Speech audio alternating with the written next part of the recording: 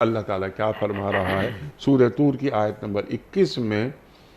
اولاد عمل ذرا کم ہے لیکن وہ ایمان پہ رہی، والدین کے نقش قدم پر رہی، اللہ تعالیٰ جنت کے دن ملا دے گا انہیں۔ ارشاد انیق صاحب، اللہ سبحانہ و تعالیٰ نے جو اپنی رحمت کے جن مظاہر کا ذکر آخرت کے بارے میں فرمایا ہے، ان میں سے ایک تو یہ ہے جس کا ذکر آپ نے فرمایا، ایک وہ ہے جس کا ذکر آپ نے انٹروڈکشن میں فرمایا کہ نابالغ بچے جو دنیا سے چلے جاتے ہیں۔ اسی طرح قرآن کریم میں 2-3 آیات اور ہیں جو ذرا مختلف مضمون کی ہیں، لیکن اس سے اللہ کی رحمت جھلکتی ہے۔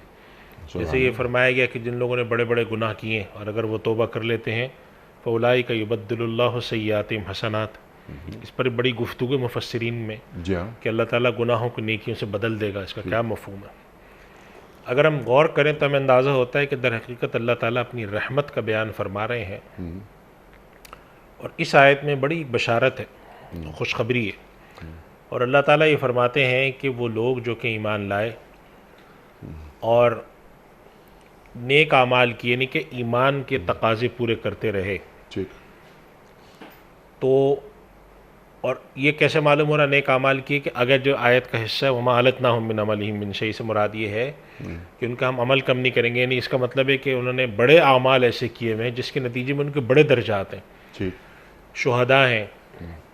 اللہ کی راہ میں انسانوں کی خدمت کرنے والے ہیں،